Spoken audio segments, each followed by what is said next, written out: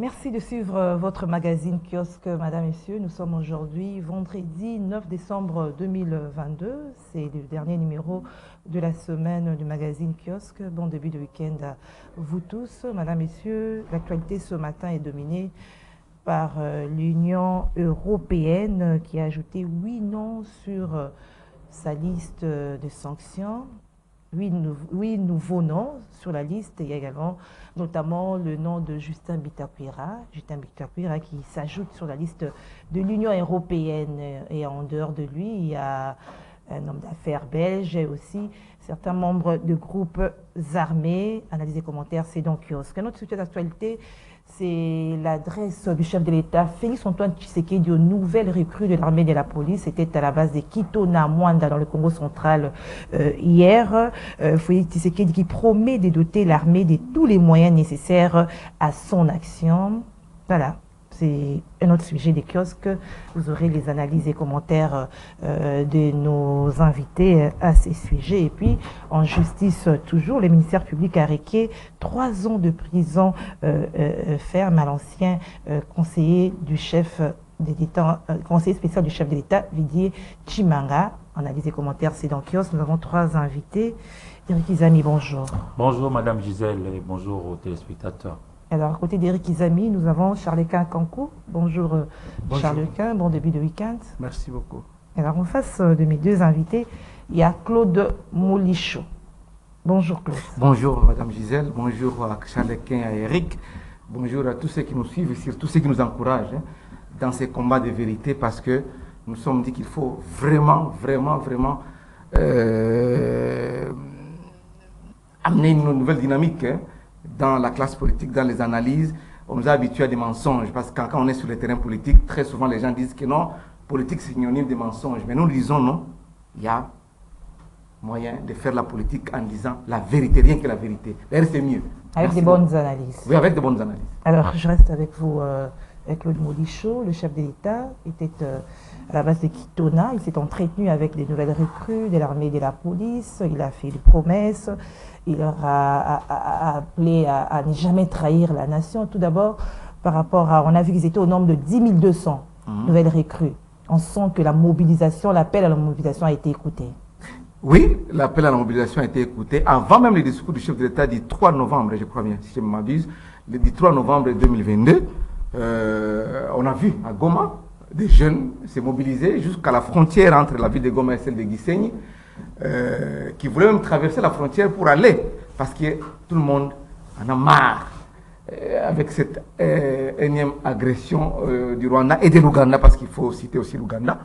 Alors, on a constaté que les jeunes se sont mobilisés parce qu'il s'agit de la nation. Et ici, il faut mettre un accent sur quelque chose, Madame Gisèle, parce que le discours a changé aujourd'hui du côté des décideurs, du côté du gouvernement, du côté même du chef de l'État. Parce qu'hier, il était question qu'on mutualise les forces pour amener la paix dans l'Est de la République démocratique du Congo, avec l'Ouganda, avec d'autres pays de la région. Nous, on a dénoncé le fait que nous ayons adhéré à la communauté des États de l'Afrique de l'Est. Ça nous a amené beaucoup de problèmes parce qu'il y a une certaine solidarité entre guillemets entre l'Ouganda et le Rwanda, et le Burundi et le Kenya. Nous le savons, et les intérêts de ces pays-là dans notre pays. Et les Congolais de Goma, les Congolais de Bukavu, les Congolais de Kindu, les Congolais de Kisangani, de Lituri, ils le savent. C'est ici, on a comme l'impression que les gens voient de loin cette réalité. Or que non, nous sommes au Congo, nous devons maîtriser toutes les réalités des problèmes socio-économiques et surtout sécuritaires dans l'Est. Et aujourd'hui, nous saluons, parce que nous saluons ce discours du chef de l'État tenu hier à Kitona, parce qu'il nous a rejoints. Nous, on a toujours dit qu'il faut miser sur notre armée. Il n'y a que l'armée qui peut valablement nous défendre, et non cette mutualisation des forces avec l'Ouganda et avec d'autres pays de la région, et non cette affaire d'appeler les pays de la région, les forces des pays de la région, venir nous assister. Il n'y aura pas de solution. Bien au contraire, c'est là que viendront vous espionner et vous contrôler et consacrer la partition du pays. Nous, on a à dénoncer depuis des années et des mois et des mois. Kabila Kabang le Raïs Moussaïda Koutoka-Djou vous a légué une armée qui a été considérée comme 8e au niveau africain, après l'Égypte, les pays de l'Afrique du Sud et d'autres pays africains. Mais vous avez dit que non, l'armée est infiltrée, il y a des généraux qui ne savent même pas écrire leur nom, il y a ceci, il y a cela. Non, il ne faut pas jeter de l'opprobre. Et à quel niveau? Au niveau du sommet de l'État, on a tenu ces discours. Donc c'est très dangereux. S'il faut faire une marche, il faut faire marche arrière. Regardez un peu ce qui s'est passé en 1998. On n'avait pas vraiment une armée forte après l'entrée de l'AFDR ici à Kinshasa. Ça, il faut le reconnaître. Mais Kabila s'est rendu compte qu'il faut monter une armée. Il faut réellement une armée forte pour inquiéter les pays voisins. Et c'est le même discours que Tshisekedi a tenu hier. Mais là où on doit compter sur l'armée et non sur nous devons compter la sur force notre propre force. Non, il ne faut pas compter sur la force. Ces gens, ils ont une complicité, ils viendront vous embrouiller là-bas. Combien de fois on a fait une mutualisation de forces avec l'Ouganda? Pendant que l'Ouganda est complice dans cette agression. Combien de fois on a fait l'échange d'informations avec le Rwanda? Combien de fois? Nous, on est allé dénoncer. Nos amis Charles Kahn ici et les autres nous ont dit que non, vous êtes contre le chef de l'État. Nous ne sommes pas contre le chef de l'État. Nous vous disons des réalités, des vérités. Et nous sommes ici pour les vérités. Merci Claude Moïse. Eric Izami, beaucoup voient dans cette descente du chef d'État qui donne un message qui lance du côté des agresseurs, du côté de l'ennemi. Non, mais beaucoup plutôt encourage le chef de l'État dans cette démarche par rapport au fait que nul ne peut bien vouloir maintenir notre maison mieux que nous l'aurions fait nous-mêmes. On a compris. Mais c'est comme ça que ce que Claude Melich dit là est vrai. Il ne faut pas croire que la République commence avec soi. Non, la République avait déjà commencé bien avant. Et puis il ne faut pas tout balayer comme ça en bloc et puis rejeter tout dans la poubelle. Non, il faut retenir ce qui a été bien fait et puis améliorer ce qui a été bien fait pour maintenir et puis avancer. Le mal de chez nous, c'est que généralement, lorsque quelqu'un vient aux affaires, il pense que celui qui avait été là avant avait tout mal fait. Croyez-moi, même les générations d'avant nous, elles avaient aussi laissé quelque chose que l'on peut prendre de positif. Et puis avançons petit à petit. Et le mal de chez nous, c'est le fait qu'on ne s'accepte pas. Je reconnais que ce que Moïse dit n'est pas faux. Le président Kabila en son temps avait été diabolisé. Tout le monde croyait que c'était même lui qui était en train de fomenter des guerres à l'Est. On en était là. Mais aujourd'hui, puisque tout le monde, de part et d'autre, a compris, nous devons maintenant davantage former les nôtres. Mais il ne faut pas que ça s'arrête seulement au niveau de Kitona. Kitona, ça fait l'extrême partie ouest du pays. Encore faut-il que l'on puisse aussi former pour que nous ayons à ragaillardir les jeunes gens qui sont du côté du sud-est. Je vois par exemple la base de Kamina. J'ai été là, j'ai visité, je vois encore ce que c'est. Et de partout, même pas seulement au niveau de Kamina. Il faut même remonter. Même au niveau de l'Ituri, jusqu'au fin fond là, Paradji, Oueli. Il faut que nous ayons... Parce que vous savez, c'est pas d'aujourd'hui. Même à l'époque où il y avait la conférence nationale souveraine, c'est vrai qu'on était des enfants à l'école primaire, etc. Mais je crois qu'il y a l'une des résolutions de ces grands forums du pays avait été aussi l'occasion de pouvoir dire qu'il faudrait mettre de bases militaires partout où nous avons de frontières naturelles avec nos 9 voisins pour que l'on puisse sécuriser notre territoire. Parce qu'aujourd'hui, c'est le Rwanda, l'Ouganda, le Burundi qui nous font des problèmes, mais il n'y a pas que cela. Demain, après-demain, on ne sait pas qui va nous venir à nous créer de problèmes. Donc nous devons nous préparer par rapport à ça. Et ça ne doit pas être seulement une action qui est lancée et on laisse aller son train. Non, on doit poursuivre ça petit à petit pour que l'on puisse avoir une armée réellement nationale, professionnelle, dissuasive et puis une armée digne de nous, quoi. Voilà, Eric Izami, Charles Kankou, allais-je dire. Eric Izami parle d'une préparation. On doit se préparer face à l'ennemi. Alors nous entrons dans le propos du chef d'État qui promet de doter l'armée de tous les moyens nécessaires à son action. C'est-à-dire que l'armée, il reconnaît que l'armée n'est pas dotée de moyens et c'est maintenant que nous sommes agressés qu'il se rend compte qu'il faudrait doter l'armée de moyens. C'est ça? Bon, je pense que depuis plus de 30 ans maintenant, je ne sais pas si notre pays a une armée à la taille des défis qu'il doit relever. En tout cas, personnellement, je ne crois pas. Parce que, est-ce que l'armée que Kabila nous a laissée ou l'armée fabriquée par Mosé Laurent Désiré Kabila ou celle de Joseph Kabila, est-ce que cette armée-là peut être comparée à l'armée de Mobutu dans les années 70, 80?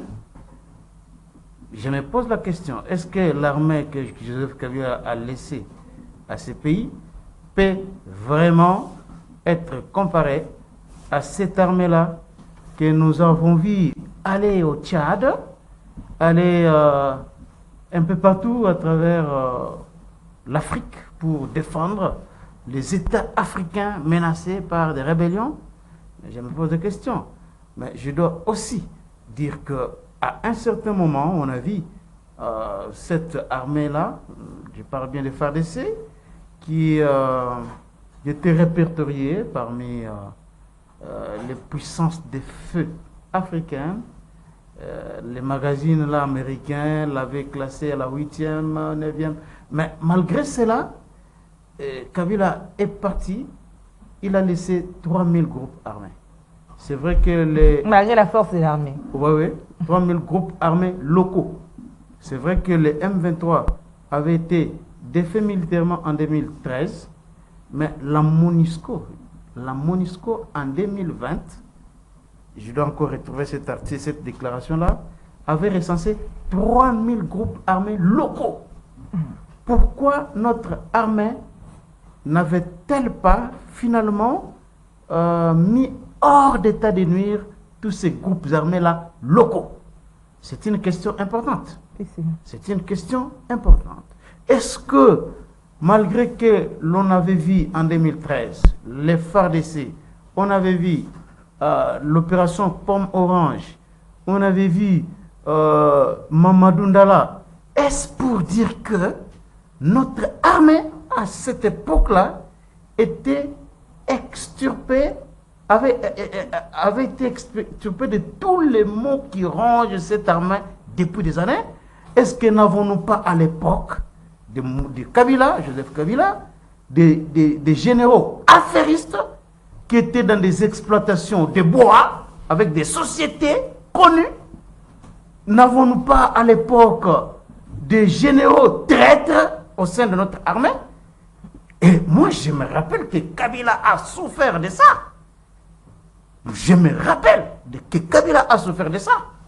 Comment pouvons-nous expliquer, nous, avec cette armée qu'on a vantée sur ces plateaux, comment pouvez-vous expliquer que Kabila arrive à Beni? Il est à Kinshasa, il apprend que les Congolais sont en train d'être massacrés. C'était un carnage incroyable. Président de la République qu'il était, il s'est dit, mais finalement, et il avait eu un courage exceptionnel, il est allé jusqu'à Beni. Kabila arrive à Beni, il console le peuple, il fait 2 ou 3 ou 4 jours, je ne me rappelle pas encore bien, il quitte Beni le matin, le soir, je dis bien le soir, hein, quelques heures après, les rebelles surgissent, ils tuent des Congolais en masse. Est-ce que l'armée n'était pas là? Est-ce que c'était une question de complicité? Tout ça veut dire quoi? Oui. Tout ça veut dire que les trahisons au sein de notre armée, nous l'avons connu jusque-là. Il y a un problème sérieux. Notre armée a été infiltrée. Nos systèmes de sécurité, nos services d'intelligence, la police, l'armée, tout ce que vous voulez, tous ces services-là ont été infiltrés, notamment par les Rwandais, avec les traîtres congolais. Même du temps de Kabila, c'était le cas. Du temps de Tshisekedi, ça continuait. Voilà pourquoi, lorsque nous pouvons faire une analyse froide, nous devons reconnaître cela. Nous devons reconnaître cela. Et même Tshisekedi doit faire beaucoup d'efforts pour que finalement, il parvienne à doter la République de cette armée-là dont nous avons besoin. Et il faut beaucoup investir dans l'armée. Ce n'est pas avec un budget à l'époque de Kabila. Ce budget-là est parti de moins de 50 millions jusqu'à ce qu'il l'a laissé à 155 millions. Ce n'était pas avec un tel budget qu'on pouvait avoir une véritable armée. Tshisekedi est arrivé et on a vu ce budget-là augmenter. Aujourd'hui, en 2023, on aura un budget de plus d'$1 milliard, 1,2 milliard quelqu'un. Ce n'est pas encore suffisant. Ce n'est pas encore suffisant. Ça veut dire que nous devons encore faire beaucoup d'efforts pour construire véritablement cette armée-là. Les défis sont énormes et le discours de Tshisekedi à Kitona Moi, j'ai aimé ces discours-là, mais je ne me limite pas à ce que ça soit seulement des simples déclarations. Si. Parce qu'on a entendu aussi les chefs de l'État dire des choses, mais par moments, certaines choses ne se sont pas réalisées. Comme nous avons des sérieux problèmes dans notre pays, notamment avec... Regardez comment les Zambiens... Il suffit qu'un jour, les Zambiens se fâchent. Allez, ils investissent notre territoire. Ils peuvent entrer jusqu'à 30 km sur notre territoire. On ne fait rien. Et il suffit qu'un jour, les Centrafricains se réveillent, ils se mettent en colère. Allez, ils investissent l'Équateur. Vous voyez, on a beaucoup... Et les Angolais, ça a toujours été le cas. Alors, aujourd'hui, avec le discours je termine par là, excusez-moi. Oui, aujourd'hui, on a un seul problème avec l'Angola. Le jour où on va commencer à réclamer l'exploitation de notre pétrole sur le plateau continental, on aura des problèmes avec l'Angola. Vous voyez, c'est pourquoi, moi je pense que ce que Tshisekedi a dit, c'est bien, mais il faut, pourquoi on peut payer un député 21 000 $ ou 15 000 $ ou 10 000 $, ou je ne sais pas, 7 000 $, parce que jusque-là, on ne connaît pas encore les vrais émoluments des députés. Pourquoi on peut payer à ces gens-là autant d'argent comme ça, mais aux militaires, on est aujourd'hui aux 500 $. Non, pour un pays comme le nôtre ici, on doit très très bien payer les militaires pour les mettre dans des conditions où ils peuvent... Merci Charles Quin. À entendre le chef de l'État, je vous pose cette question avant de donner la parole à Claude Molicho. Juste en une minute, vous répondez. On entend les propos du chef d'État, comme vous voulez le dire.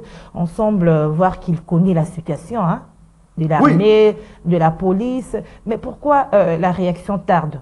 Pourquoi en ces moments? C'est une situation qui date de longtemps, comme vous l'avez dit. J'ai dit ceci, j'ai aimé les discours de Tshisekedi devant les nouvelles recrues. J'ai aimé ces discours-là. Mais j'ai dit aussi qu'on ne doit pas seulement se limiter au discours. Il doit aller loin. Donc, et je viens de dire ici qu'il faut augmenter la solde des militaires. Voyez-vous, les problèmes sont connus. Et ils connaissent ces problèmes-là. Mais il y a eu par moment, il y a un problème qui se pose jusqu'à aujourd'hui, c'est il n'y a pas véritablement une justice distributive dans notre pays. Voilà pourquoi je viens d'épingler les cas des députés, par exemple. Et je parlais même des sénateurs, je parlerai aussi des jetons pour des mandataires publics. Il ne faut rien. Tu es là-bas. Depuis longtemps, les politiciens gagnent beaucoup d'argent. Aujourd'hui, regardez, tout le monde veut être candidat en 2023. Même des gens qui n'ont aucun niveau, qui n'ont même pas la passion pour servir le pays, mais parce qu'on paye beaucoup là-bas, tout le monde va aller là-bas. Tu vois? On doit mettre donc, fin. Il faut quand même qu'on mette fin à cette injustice-là, qu'on puisse correctement payer tout le monde de manière équitable, que la tension salariale soit établie de sorte qu'il n'y ait pas assez d'injustice. C'est très important. Claude Molicho, le propos du chef d'État face aux nouvelles recrues de l'armée et de la police, c'est-à-dire que dans les jours qui viennent, comme lui-même, il a la chose en main, il connaît tous ces problèmes, il y aura changement, l'amélioration des conditions de vie des militaires et de leurs dépendants, tout ce qu'il a dit.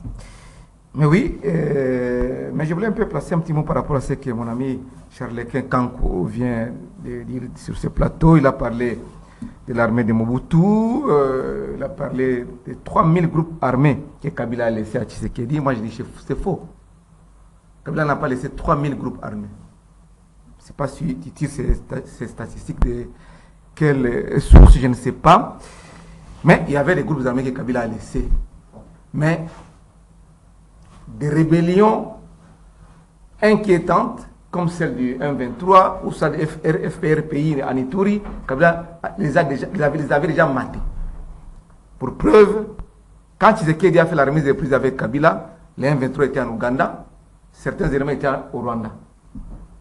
Mais je pense que c'est l'Union sacrée qui est allée ressusciter les M23.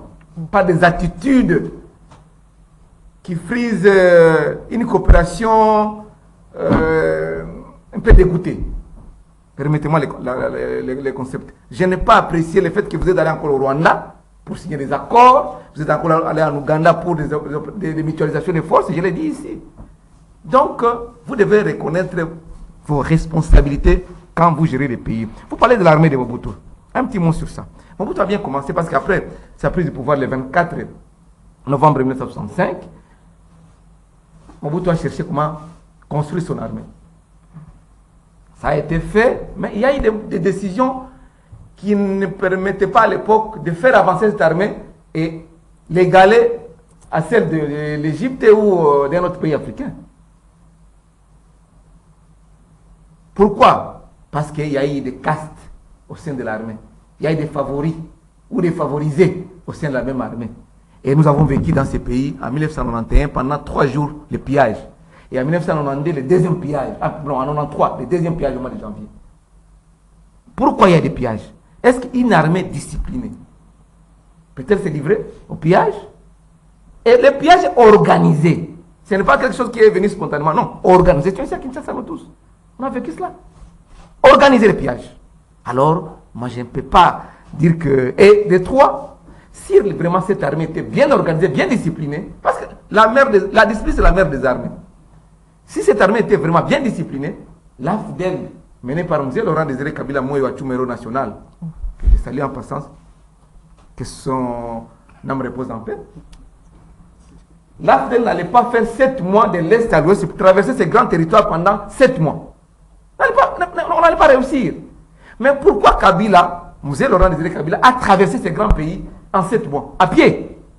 Pas par avion ou par bateau, à pied. C'est parce que l'armée était faible, l'armée était déconsidérée, l'armée était désorganisée. Mais il ne faut pas aussi sous-estimer. Alors ça, c'est pour dire à mon ami Kankouré, il faut vraiment maîtriser l'histoire de notre pays. Il faut parler du budget encore, avant que j'en arrive au discours du chef de l'État. Le budget, non. Les budgets sont des présomptions. L'année passée, on a parlé du budget de 10 milliards de dollars. Mais le rapport de la Cour des comptes est là. La loi sur la reddition des comptes a été discutée au Parlement. Mais on a exécuté le budget à quelle hauteur? C'est 5, presque 6 milliards. Donc ce sont des discours pour essayer de mettre la poudre aux yeux. Mais Tshisekedi lui-même, pendant qu'il était en campagne électorale, avant qu'il soit président, il avait dit qu'il allait nous donner le budget de 100 milliards en 5 ans. Vous le savez, Kankou? Où est ce budget-là? Si quelqu'un a donné fait des promesses pour dire que non, nous serons l'Allemagne d'Afrique, et tout va. C'est comme le discours qu'il a tenu hier devant les jeunes, les nouvelles recrues à Kitona. Vous ne croyez pas il a fait encore des promesses.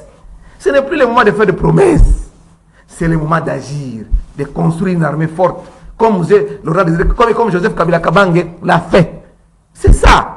Parce qu'il dit que non, désormais, lui va prendre en charge les dépendants des militaires, même les militaires, les conditions des militaires. Mais il sera partout à la fois. Il y a un gouvernement, il y a un ministre de la Défense, il y a un ministre de la Sécurité, il y a un gouvernement qui sont soi-disant warriors. Que font-ils? C'est qu'il doit être partout à la fois. Mobutu lui avait dit que non, le président de la République n'est pas un magicien. Seul ne peut rien. Mais avec l'appui de tout son peuple, il fait tout. C'est Mobutu qui a tenu ce discours. Mais vous voulez mettre Tshisekedi en même temps, il est à Kitona, en même temps, il est à Aru, à Businga, à Idiofa, à Kindu, à Aru, ou à Kongolo. Non. Il y a un gouvernement. Mais il va se fatiguer. Mais moi, je dis ceci, ce n'est plus le moment de promesses. Parce qu'il a fait beaucoup de promesses, plus de 250. Qui n'ont jamais été réalisés. Non, là, il a annoncé, le gouvernement... Non, il a promis que désormais, c'est lui qui va prendre en charge, il est même les dépendants, il va s'en charger de l'armée. Mais ça dit, hier ou avant-hier, il n'avait pas, il ne s'en chargeait pas. Non. Pendant qu'il a déjà fait 4 ans de gestion. C'est ça la responsabilité. C'est ça. Quand nous tenons ces discours comme ça, on nous dit que Claude est né, Molicho est né, il n'aime pas les... Non. Je pense que le chef d'État est en train de nous suivre, c'est la réalité. Merci. Nous devons besoin d'agir, nous devons besoin d'avancer, et pas de discours et pas de promesses. Alors, Eric Izami, tout à l'heure, vous étiez en train de soulever le fait qu'on doit compter sur l'armée, pas les forces régionales. Avec une armée, si toutes les promesses faites par les chefs d'État sont tenues, c'est-à-dire que demain, c'est nous-mêmes qui serons au front, tous les autres qui sont venus à notre rescousse vont partir. Non, l'homme sage, pour moi, c'est celui qui compte d'abord sur ses propres efforts. À l'interne. Moi, c'est comme ça que je vois la chose. Et puis, lorsque nous parlons armée, il faut voir la chose dans les temps. Même jusqu'aujourd'hui, l'armée américaine, on dit des Américains qui sont le plus puissants du monde. Mais ce n'est pas pour autant qu'ils ont arrêté de former les leurs. C'est quelque chose qui n'est pas du déjà fait.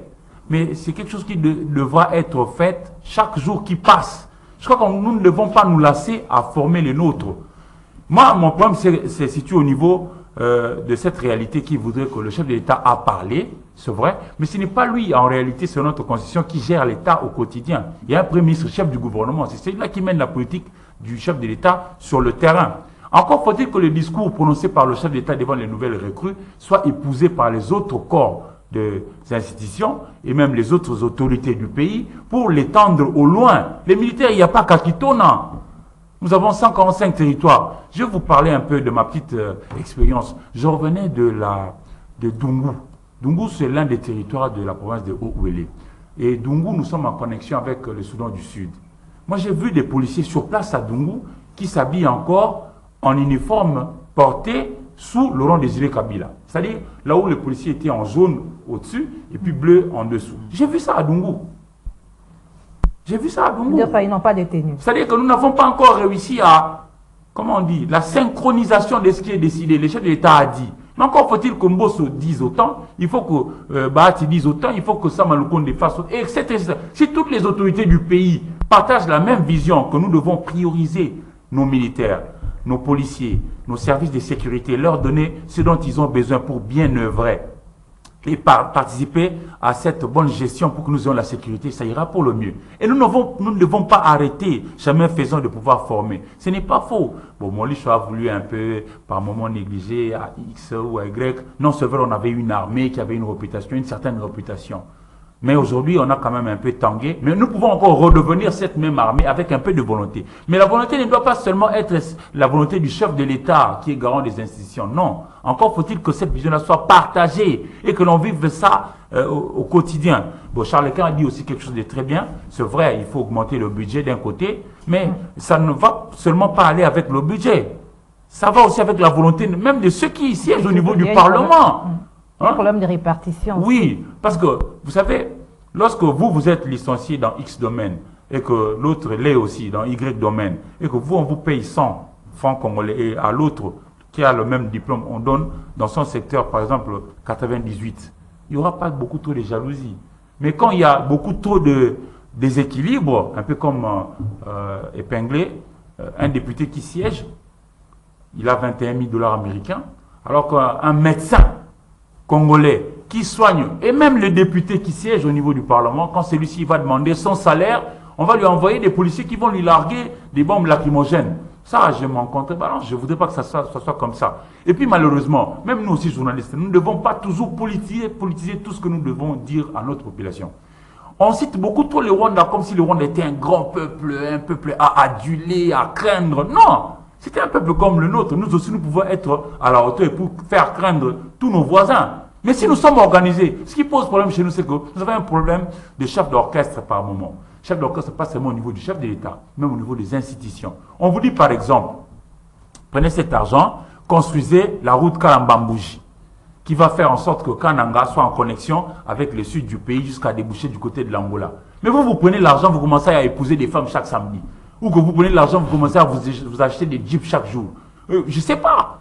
Dieu tel qu'il nous a créés, messieurs et dames, vous qui nous écoutez, de partout où vous êtes, même nos enfants, Dieu qui nous a créés, il nous a tous limités. Moulich, vous avez combien de chemises? Est-ce que vous avez mis toutes vos chemises aujourd'hui? Vous avez mis une seule. Les autres attendent à la maison. Et ainsi de suite. Et il ne faut pas chercher à ce que vous, députés, vous puissiez avoir 15 parcelles, 100 parcelles. Vous n'avez pas dormi dans 15 parcelles à la fois. Non. Vous, ministres, non. Cherchez à... Nous tous ici, nous avons eu des maîtres d'école primaire. Non? À combien? On donne combien à ces gens-là? Allez dans nos villages. Il y a un de mes aînés, Jacques Amboka. Il venait de... quand il y a eu l'expédition des scientifiques, peu avant la pré-COP 27 pour aller à la COP, c'était à Yangambi, dans la Tchopo, la plus vaste province de la République démocratique du Congo. Il a retrouvé son maître d'école primaire. Et moi, j'ai eu le bonheur de lui piquer un peu quelque chose, de lui poser la question, grand frère, on paye combien à votre maître qui vous a enseigné? Les chiffres qu'il m'a donnés, j'ai vraiment honte, quoi. Ben, nous devons faire un effort. Revaloriser tout le métier. Il ne faudrait pas que tous croyons que pour être bien, pour vivre aisément, il faut être politique. Ne deviens pas politique qui veut. Et puis les politiques, nous allons aller aux élections bientôt. La population, nous devons voter des personnes non seulement qui apportent un discours, mais qui puissent ou qu'elles puissent avoir des aptitudes naturelles qui peuvent leur permettre de pouvoir tant soit peu concrétiser ce qu'ils nous promettent. Pas des gens qui vont nous raconter leur vie, non. On a déjà subi beaucoup de discours. Alors, merci Eric Izam, et on va terminer avec ce premier sujet avec Charles-Étienne Kankou. Comment vous voyez, vous entrevoyez l'avenir dans ce secteur après que les chefs d'État aient parlé et prendre langue avec les nouvelles recrues? Bon, j'aimerais d'abord réagir un peu à ce que Claude Mogicho Très vite alors. a essayé de réfuter ici. Je suis là avec les rapports, comme je vous l'ai dit, les rapports de la MONUSCO. C'est un rapport, je suis là, j'aimerais, si vous pouvez lire, c'est ça. Le nombre de groupes armés a baissé, c'est un article publié dans l'ACP. Hein? Le nombre de groupes armés a baissé de plus de 3000 à 120 dans l'Est de la RDC selon la MONUSCO. Pouvez-vous lire cet article? Lisez. Vous pouvez le lire ici et vous allez comprendre que moi, je ne rencontre pas de bêtises. Donc, le nombre de groupes armés ont baissé de plus de 3000 en 2019 à 120 principaux groupes dans l'Est de la RDC à la suite, certainement, de l'engagement des forces armées de la RDC appuyées par la force d'intervention rapide, la MONUSCO, qui vient d'incorporer des troupes népalaises, a indiqué mercredi à la presse le commandant par intérim de la force onusienne en RDC, le général de division Thierry Lyon. C'est un article du 21 avril 2021. Donc ça doit être clair par rapport à cela. Alors, concernant le... Donc cela veut dire quoi? Kabila a laissé 3000 groupes armés avec l'armée tant vantée ici par Maurice. Et je ne suis pas là pour dénigrer notre armée parce que je connais qu'il y a beaucoup de problèmes au sein de cette armée. Il y a beaucoup de traîtrises et je l'ai dit ici, Kabila a souffert de ça. J'ai toujours été parmi ceux-là qui disaient même à l'époque que je ne croyais pas que Kabila était démêche avec tous ceux-là qui tuaient et les Congolais, qui découpaient les Congolais en morceaux. Je l'ai toujours dit, ce n'est pas un scoop.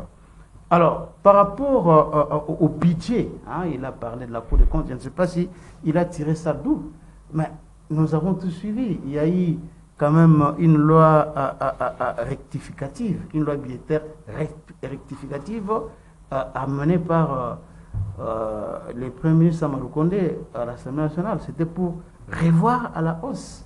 C'était pour la première fois que l'on voyait ça dans notre pays.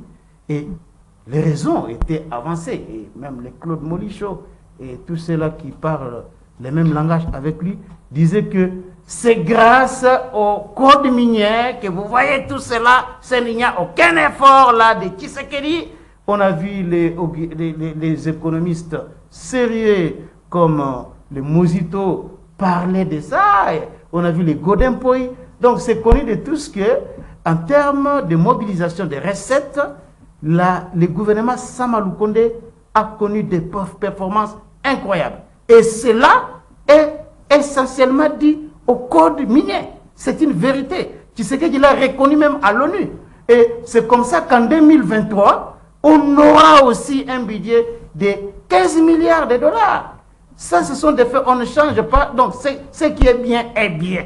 Kabila avait fait quelque chose d'historique, c'était du patriotisme économique. Il a laissé à la République les codes miniers, ça on doit les reconnaître. Et aujourd'hui, il y a des conséquences de ça, c'est positif. Je ne vois pas pourquoi Claude Moïse peut engager un débat là-dessus pour dire que c'est faux, il n'y a pas eu augmentation des recettes.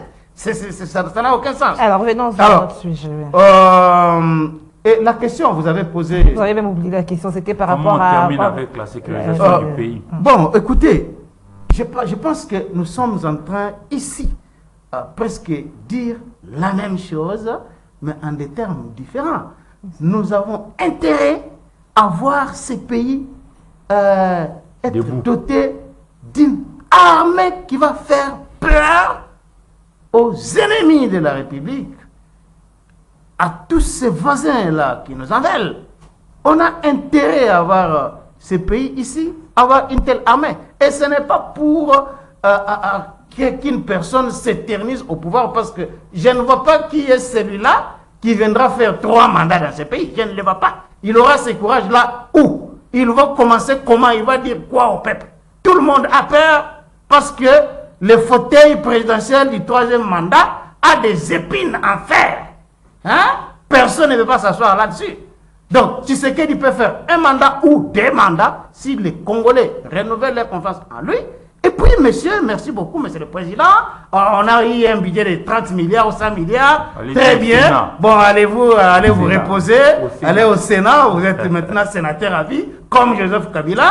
Bon, donc, maintenant, laissez des autres. C'est ça la RDC que nous voulons. Ce n'est pas une autre république. Ça, c'est ça notre république. Donc, nous sommes fiers de ça et nous devons capitaliser cela. Donc, c'est pour dire que l'armée doit monter en puissance. Il faut investir beaucoup de moyens dans l'armée. Cette volonté-là, affichée par Tshisekedi, est une très bonne chose. Nous devons nous battre pour qu'il y ait lever de cet embargo-là qui ne dit pas son nom. On parle du régime des notifications qui est en réalité un embargo. Nous devons nous battre pour qu'on puisse lever ça et que nous puissions doter notre armée des armes qu'il faut. Et ça sera Merci, l'avantage merci Charles de la Kekampo. République. Alors, les sanctions de l'Union européenne, 8 autres noms viennent s'ajouter sur la liste. Claude Molichot, quelle lecture vous faites de ces sanctions? Bon, Madame Gisèle, excusez-moi un peu de dire à monsieur, mon ami Charles Kankou, mais vous parlez de la volonté de Tshisekedi. Mais cette volonté, ce discours-là, c'est déjà entendu, c'est depuis 2019. Tshisekedi a la bonne volonté, il veut faire ça, et jusqu'à la fin du mandat. Moi, je ne pense pas si vraiment les Congolais sérieux peuvent encore renouveler leur confiance à Tshisekedi aux prochaines élections. Je ne pense pas. Avec cette souffrance que nous vivons, il n'y a pas de courant, il n'y a pas d'eau potable, il n'y a pas de salaire, il n'y a pas de... Mais vous parlez du budget, 15 milliards, 100 milliards, 50 milliards. Mais voilà des grèves partout, des impayements partout, des marches, des gens qui réclament des fiscs, l'amélioration de leurs conditions socio-professionnelles. Des marches partout. Vous parlez des budgets. Moi, je ne suis pas pour ces discours-là. Maintenant, vous nous bouffez les yeux, les gens qui sont au Parlement, là, ils ont des gros salaires. Mais un médecin qui cherche à avoir le transport et le logement, à ajouter dans son enveloppe salariale, vous bêtez film. Non, ça c'est quelle démocratie? Vous parlez non, mon cher ami. Vous parlez des sources de la MONUSCO en ce qui concerne les groupes armés. Mais la MONUSCO tient toujours son point de presse hebdomadaire. La MONUSCO ne peut dire que de bien. Mais les gens qui sont sur le terrain n'ont rien vu de positif en ce qui concerne l'action de la MONUSCO dans l'Est. On ne peut pas parler de Kinshasa, Bandundu, Congo, non. Nous parlons de l'Est. Parce que la MONUSCO doit concentrer ses efforts là-bas. C'est là qu'il y a l'insécurité. Et les gens de là nous disent que non. Ils ont même marché, manifesté, comme on a tapé les médecins ici à Kinshasa. C'est ça, la politique de Tshisekedi. Non, mon cher ami. Vous parlez de... oui, j'ai déjà parlé de la volonté de mobilisation des recettes. Bien sûr, il faut mobiliser des recettes. Mais qui en profite? Ce sont les institutions. Mayo Mambe, qui à son temps, il était ministre du budget. Il nous a dit que 80% de nos ressources vont dans le paiement des institutions. Pendant que cette constitution que Kabila Kabang vous a léguée, vous, les gens de l'UDPS, on nous dit que nous devons nous répartir équitablement nos ressources. La justice sociale. Est-ce que vous le faites? Avant, il y avait une bonne répartition. Mais oui. Kabila, c'est un réaliste. Kabila, s'il n'en a pas, il vous dit qu'il n'en a pas. S'il y en a, il vous donne. Mais pas alors, ici, on vous nourrit des espoirs. Tokosala. Jusqu'à la fin du mandat, Tokosala. Nous voulons, c'est au futur. Au futur, Malaise aussi là. Nous voulons au futur. Il n'y a pas de courant. Alors, vous avez fait l'Allemagne d'Afrique, il n'y a pas de courant. Est-ce que le chef d'État est au courant qu'il n'y a pas d'électricité ici à Kinshasa? Pas à Bupompa, pas à Osio, pas à Boudjala. À Kinshasa, il n'y a pas de courant.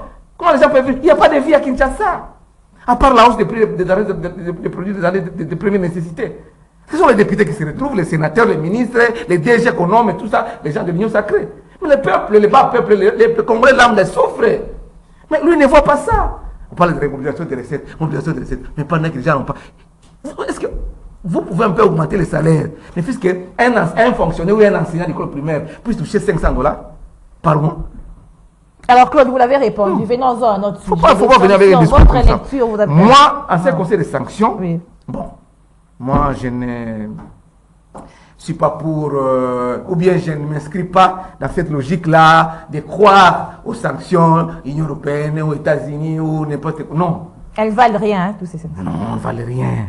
nous devons nous prendre en charge. C'est Moselle Laurent Désiré Kabila qui nous avait dit ça. Ces gens-là, quand ils viennent ici, ce sont ces gens-là qui arment les Rwandais, les Ougandais pour qu'ils viennent nous agresser. Et puis ils sont les premiers à dire que je vais sanctionner Bitakura, je vais sanctionner telle personne, je vais sanctionner telle... Non. Quand ils mobilisent... La France vient de donner combien de milliards, de millions d'euros ici au Rwandais. Pendant sachant bien qu'ils ont un rapport, même au niveau du Parlement français, que c'est le Rwanda qui nous agresse. On donne l'argent. La Grande-Bretagne, tu sais combien ils donnent au Rwanda? Non. C'est de l'hypocrisie. Même Anthony Blinken qui dit aujourd'hui, il se réveille aujourd'hui pour dire que non, Paul Kagame doit arrêter à soutenir c'est de l'hypocrisie. Il a été ici au Congo, il est passé par l'Afrique du Sud, par l'Ouganda, avec un discours contrasté. Nous l'avons dénoncé sur ce plateau. Non, moi, je ne crois pas à ces Occidentaux-là. Je ne crois pas. Moi, ce que j'ai dit, Félix Tshisekedi, vous êtes président de la République aujourd'hui, pas demain, c'est aujourd'hui qu'on doit mettre les moyens pour équiper notre armée, pour qu'on se valorise. On va nous respecter si nous avons une armée forte, nous avons une économie forte. Mais il y a des gens qui font des détournements ici parce qu'on parle de recettes. La chanson aujourd'hui, au niveau de l'île de Pesse, au niveau de l'Union sacrée, on a mobilisé des recettes. La DGI a fait au-delà des prévisions. Papa, nous allons à Congo. Nous allons à Congo. Alors, Eric Izami, les sanctions, c'est par rapport à la situation de l'Est. Est-ce que s'il faut sanctionner, est-ce c'est Bitakura ou c'est vraiment l'agresseur? Mais oui, justement.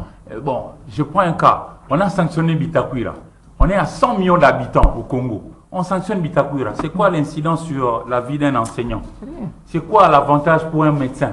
C'est quoi l'avantage pour un journaliste? C'est quoi l'avantage pour un militaire ou un policier? On sanctionne les gens par rapport à leur comportement. Encore faut-il le prouver. Ils sont des gens qui ne nous aiment pas. Oui, oui. La nébuleuse communauté internationale. Ils vous disent... Moulich, on n'a pas tort. Hein? Vous savez, je me souviens, il y a quelques années, on avait attaqué Tombouctou. C'est l'une des contrées de Mali. Parce que ça représentait un patrimoine important au niveau culturel pour l'UNESCO. Quand on s'est attaqué à Tombouctou, c'est tout l'Occident qui s'était levé pour s'attaquer à ces gens-là. Mais chez nous, les rebelles sont en train de tout massacrer, tout détruire dans le parc de Virunga. Le parc de Virunga, moi j'ai vu le parc de Virunga. C'est pas pour rien que Feredi Azaki Toko Loko la parc à Virunga. Il faut voir ça, il faut arriver à ce parc-là. C'est joli, mais quand on détruit tout ce qui est là-bas, je ne vois pas X ou Y pays européen ou occidental s'élever pour dire à ces gens-là arrêtez. Non. Ce sont des gens qui ne nous aiment pas. Voilà pourquoi moi je suis de ceux qui pensent que l'homme fort, l'homme sage, c'est celui qui compte d'abord sur ses propres efforts. Si nous-mêmes nous sommes sérieux, même les spectacles de tout à l'heure là entre Moliche et mon ami Charles Lequin, c'est ce qui nous divise. Et les autres personnes en profitent pour nous rentrer dedans et nous opposer les uns contre les autres. Et ça nous fragilise. En réalité, nous devons nous-mêmes nous ressaisir pour être debout. Le jour où nous serons capables de pouvoir être debout de par nous-mêmes, les autres vont nous respecter. Jusque-là, on n'a pas encore démontré aux autres que nous sommes vraiment à la hauteur des défis auxquels nous devons faire face. Notre pays, c'est une merveille, mais nous ne vivons pas bien. On a sanctionné Bitakura, bon, oui, mais ça nous fait quoi? Le Congolais qui nous suit maintenant là, est-ce qu'il a le courant pour autant parce qu'on a sanctionné Bitakura? Il a mangé? Est-ce qu'il a l'eau? Mais bon, nous on trime ici les transports. Excusez-moi de faire cette blague. On dit les transports n'existent même plus. On a enlevé les préfixes trans pour ne garder que sport. C'est devenu un sport. Pour attraper un taxi ici, rentrer à la maison. Pour se battre. Oui. Alors si sanction, il doit y avoir. Ça serait d'abord faire en sorte que nous puissions avoir un État fort. Ailleurs, lorsque l'État t'a visité, toi ma voisine, même moi ton voisin, je commence à être regardant. Je ne pose pas des mauvais actes parce que je crains que malheur ne m'arrive qu'autant qu'on t'avait sanctionné. Chez nous, malheureusement, vous verrez un acteur politique qui se croit être le chef de l'État lui-même. Il y a même certains qui ont été condamnés. On ne sait même pas si ça va vraiment évoluer, etc., etc. On a beaucoup trop de gens qui ne se comportent pas bien. Ils volent à gauche, ils volent à droite. Que des millions, on ne fait rien. Commençons par se dire, mais qu'est-ce que nous... On a parlé de plusieurs minéraux. Avons-nous formé suffisamment nos enfants? Parce que demain, ils vont nous rire au nez. Ils diront, mais papa, vous aussi, vous aviez volé des... Même dans le secteur de l'éducation, les gens volent. Même pour la santé, on te donne l'argent pour donner aux gens qui sont à la prison, pour qu'ils mangent, pour vous voler. Mais ces gens-là, ils ne sont pas non plus sanctionnés. Il nous faut rétablir la sanction, dans un camp comme dans un autre. C'est-à-dire, ceux qui travaillent bien, on doit le sanctionner ou le gratifier, positivement. Et que l'opinion nationale se sente vraiment Dr Denis Mukwege, parce qu'il arrive à soigner les femmes, on est en train de l'aduler. Il devient un modèle positif. Mais celui qui se comporte mal, un Chegue par exemple, parce qu'il a appris la boxe, il commence à malmener tout un quartier. Qu'on le peine, qu'on le sanctionne vraiment à la manière de général Dengue ici à Brazzaville, qu'on voit vraiment que ce Chegue-là a reçu 500 fouets devant témoins. Et c'est nous la population qui comptons. 1, 2, 3, 500 fouets. Demain, il ne va pas reprendre.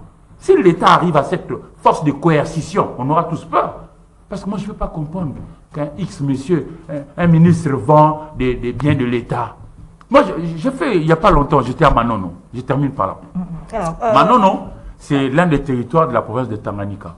Et c'est là que... Je vais revenir à vous parce qu'il y a un problème de temps. Charles-Quint, Cancun. Allez-y. Charles-Quint, nous revoici encore avec des sanctions, hein, Charles-Quint. On a vécu l'épisode Mende, où il y a eu des sanctions. On a vu même Mende passer à la télé dire que, d'ailleurs, je n'ai rien là-bas, même si mes sanctionnés. Et donc, aujourd'hui, on voit encore d'autres sanctions. Quelle est votre lecture? Bon, une seconde, je dois dire que si mon frère Claude Maurice ne s'informe pas, c'est son problème et il doit éviter de venir sur le plateau de télévision. Parce qu'il est de notoriété publique que les salaires des enseignants ont augmenté de 144%, s'il vous plaît. 144%. Donnez les montants. Oh, mais Donnez les montants. Moi, je parle de 500 $. Calme. Parce qu'ils ont 21 $ au Parlement. Calme, monsieur. Je parle de montants. Le pourcentage, là, c'est combien? Donc, donnez les montants. Je dois retrouver avant la fin de cette émission, parce que j'ai les documents ici, je suis en train de chercher ça, sur les sites. On peut aller sur les sites de l'EPST, même de tous les syndicats, des déclarations. Je ne sais pas s'il est dans l'actualité, est-ce qu'il continue à aller à la RTNC? Parce que les journalistes qui sont sur le terrain savent tout ce que j'ai dit, ils couvrent les actualités, les déclarations. Il y a eu des augmentations. Il y a des augmentations, mais que ce soit pour les fonctionnaires de l'État, des militaires, des policiers, des enseignants, des médecins. Les médecins, ils ont combien aujourd'hui? Un médecin de l'État, il a combien de mamans? Il a combien?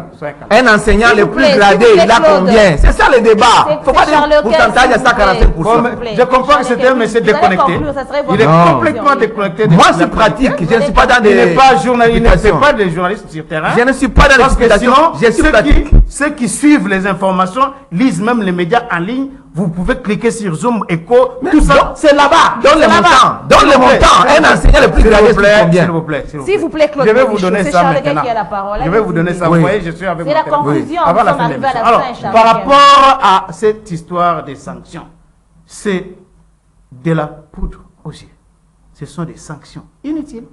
Moi, j'attendais à ce que l'Union européenne prenne des sanctions contre les Rwandais et les Rwandais qui nous agressent. Et les Ougandais. Et ça serait justice. Pourquoi ils peuvent seulement viser les... Willy Ngoma là, ce n'est pas un rwandophone, c'est un Congolais. Des pères et des mères aussi, même si l'expression n'est pas beaucoup aimée chez nous. C'est pas un Tutsi ou quoi, Willy Ngoma là. Bitakwira, la même chose aussi. J'aurais voulu que l'on puisse sanctionner les Rwandais. Mais le pays agresseur. Nous comprenons là aussi que le complot est là. Le complot est là. Comment pouvez-vous expliquer qu'il y a autant de morts à Kachiché, un peu partout là? L'Union européenne a dit quoi? Pourquoi elle ne s'est pas prononcée sur ça? Il a seulement vu, non, Bitakwira avait incité les gens à haïr les Banyamulenge. C'est quoi ça? C'est trop facile. Donc il faut qu'ils cherchent à fabriquer des super Congolais. Nous ici, on se dit des choses ici, hein? Oh, les Balouba, et tout ça. Même si nous, à un certain niveau, on ne peut pas continuer à parler de ça, nous devons chercher à consolider la cohésion nationale. Mais est-ce que avez-vous entendu une fois l'Union européenne dire, mais pourquoi aujourd'hui on taxe les Katangais, ou pourquoi aujourd'hui c'est seulement les Kassaïons, ou bien pourquoi aujourd'hui les 0,32 comme c'était à une certaine époque ici, les gens d'une province, vous avez déjà entendu l'Union européenne parler de ça?